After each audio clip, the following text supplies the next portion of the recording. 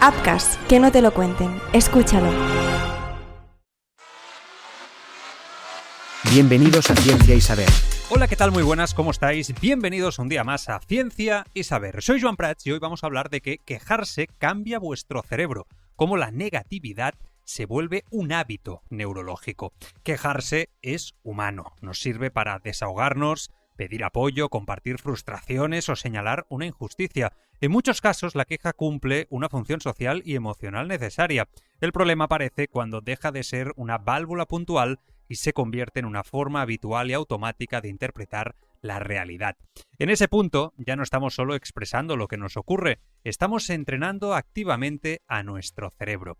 En los últimos años, la neurociencia ha empezado a mostrar algo inquietante. Las quejas repetidas pueden reconfigurar físicamente el cerebro, fortaleciendo redes neuronales que priorizan el estrés, la amenaza y la negatividad. No se trata de una metáfora ni de un eslogan motivacional, sino de cambios observables en la arquitectura cerebral.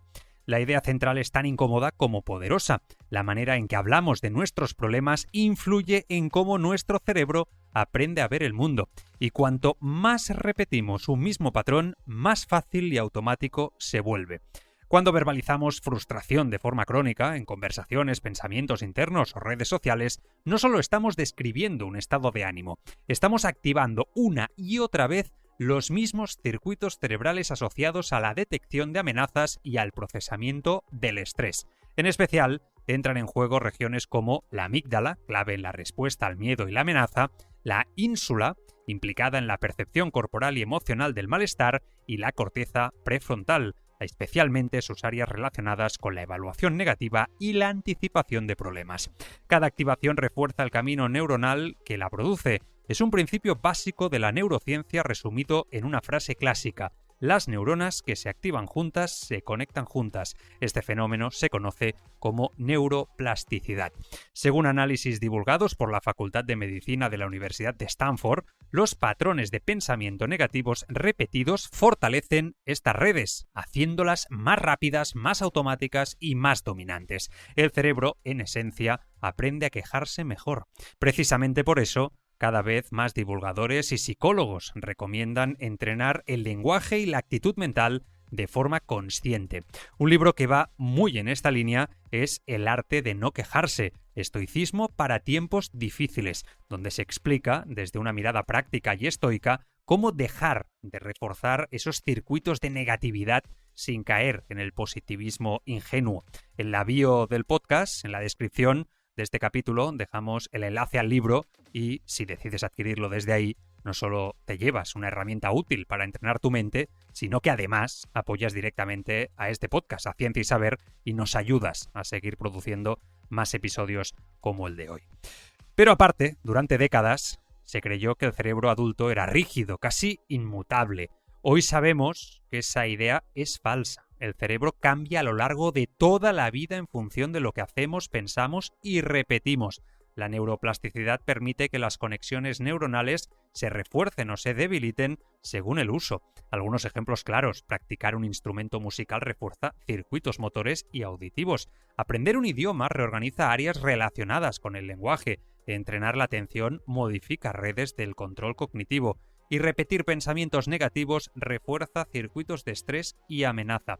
Estudios en psicología cognitiva y neuroimagen muestran que las personas con estilos de pensamiento rumiativo presentan una mayor reactividad de la amígdala y una menor capacidad reguladora de la corteza prefrontal, especialmente en situaciones de presión emocional. No es que el cerebro quiera ser negativo, es que se vuelve eficiente en aquello que practica con frecuencia, igual que ocurre con cualquier otra habilidad. Todos tenemos días malos. El problema surge cuando el cerebro deja de distinguir entre una situación puntual y una amenaza constante. Uno de los hallazgos más relevantes es que la queja crónica no solo afecta al momento en el que se produce, y es que con el tiempo eleva el nivel basal de activación del estrés, incluso en ausencia de problemas reales. Investigaciones en neurociencia afectiva indican que las personas con patrones persistentes de negatividad suelen mostrar niveles más altos de cortisol en reposo, mayor volatilidad emocional, dificultad para volver a la calma tras un estímulo estresante y respuestas exageradas ante pequeños inconvenientes cotidianos. El cerebro, condicionado por la repetición, empieza a interpretar el entorno a través de una lente de amenaza. Así, un retraso, un comentario ambiguo o un error menor pueden desencadenar una respuesta desproporcionada. No porque el evento sea grave, sino porque el sistema nervioso ha aprendido a reaccionar así. Pero hay que destacar algo. Quejarse no es lo mismo que expresar emociones. Aquí conviene hacer una distinción crucial que a menudo se pierde en el debate. La ciencia no dice que expresar emociones negativas sea malo. De hecho, reprimirlas de forma sistemática se asocia a peor salud mental. La diferencia está entre expresión emocional consciente, identificar lo que sentimos, ponerle nombre, entender el contexto y, cuando es posible, buscar soluciones, y la queja repetitiva y rumiativa, dar vueltas una y otra vez al mismo problema sin avance, sin regulación y sin cambio de enfoque. Estudios sobre rumiación, publicados en revistas como la Clinical Psychology Review, muestran que este segundo patrón está fuertemente vinculado a ansiedad, depresión y agotamiento emocional. No es la emoción negativa lo que daña, sino quedarse atrapado en ella sin salida. Con el tiempo, la repetición de quejas no solo afecta a cómo reaccionamos, sino también a dónde ponemos la atención. Investigaciones en psicología experimental sugieren que los cerebros entrenados en negatividad detectan antes los estímulos amenazantes, recuerdan con mayor facilidad experiencias negativas y pasan por alto señales neutras o positivas. Esto genera un bucle muy potente y es: me quejo con frecuencia, mi cerebro se vuelve más sensible a lo negativo, percibo más cosas negativas a mi alrededor y finalmente tengo más motivos aparentes para quejarme y seguir quejándome. Desde fuera esto puede parecer una cuestión de carácter o pesimismo, desde dentro es aprendizaje neuronal puro. Pero la gran pregunta, ¿se puede revertir este proceso? La buena noticia es que la neuroplasticidad funciona en ambos sentidos. Si el cerebro aprende a priorizar la negatividad, también puede reaprender a regularse mejor. La Facultad de Medicina de la Universidad de Stanford subraya que comprender la neurociencia afectiva es el primer paso para redirigir conscientemente estas vías. No se trata de positivismo forzado ni de negar los problemas, sino de cambiar el hábito automático. Estudios respaldan estrategias como reformulación cognitiva, cambiar el enfoque del problema sin negarlo, prácticas de gratitud estructurada que activan redes distintas a las de la queja, el mindfulness, que reduce la reactividad automática de la amígdala, y finalmente el lenguaje consciente, sustituyendo la queja circular por la descripción, el contexto y la acción. Cuando estas prácticas se mantienen en el tiempo, se observan cambios medibles en la conectividad cerebral y la regulación emocional. En las redes sociales este fenómeno suele resumirse en frases simplistas como «no te quejes porque atraes lo malo», y es que puede haber algo de cierto en ello, pero la ciencia no respalda esa afirmación literal.